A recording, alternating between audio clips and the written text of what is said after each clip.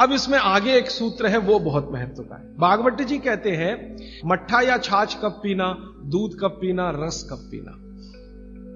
तो उसके लिए उन्होंने बहुत स्पष्ट और बहुत जोर देकर यह कहा है कि मट्ठा हमेशा दोपहर के भोजन के बाद ही पीना, सामान्य लोगों के लिए। असामान्य लोगों के लिए बाद में बताऊंगा। जो सामान्य लोग हैं आपके मेरे जैसे, मट्ठा हमेशा दोपहर के भोजन के बाद ही पीना, और दूध हमेशा रात के भोजन के बाद ही पीना। दूध माने शाम को 6-7 बजे के भोजन के बाद ही पीना। और जूस हमेशा सुबह के भोजन के बाद ही पीना। सुबह का भोजन माने नाश्ता। भागवत जी ने नाश्ता शब्द कहीं नहीं इस्तेमाल किया है, सुबह का भोजन, आप उसको नाश्ता कैसे। तो सुबह के भोजन के बाद जूस, दोपहर के भोजन के बाद मट्ठा, और रात के भोजन के बाद दूध। और वो ये कहते हैं आगे के सूत्र में कि इनका क्रम उल्टा सीधा मत करना कभी। माने सुबह के भोजन के बाद दूध पी लिया, रात के भोजन में जूस पी लिया या मट्ठा पी लिया।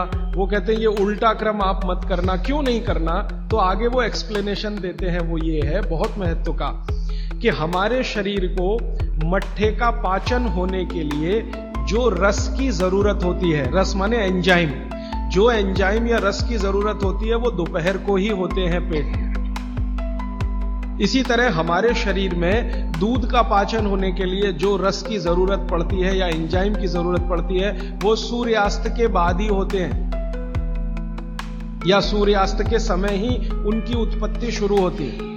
और जो रस और एंजाइम की जरूरत जूस पचाने के लिए है वो सुबह ही होते हैं। इसलिए आप नियम बना लो, ब्रेकफास्ट में जूस, लंच में मट्ठा छाछ, और डिनर में दूध।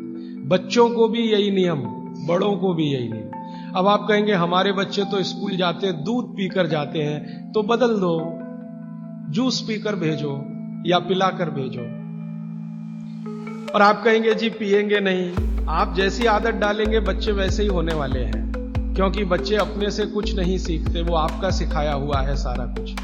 तो अब तक आपने बच्चों को दूध पीने की आदत डाली है, आज से माफी मांग लो कि गलती हो गई हमसे। अब हम आपको चाहते हैं कि आप जूस पी के जाओ।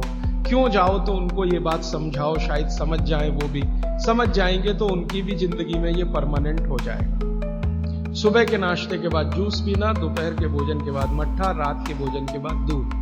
ये सूत्र है।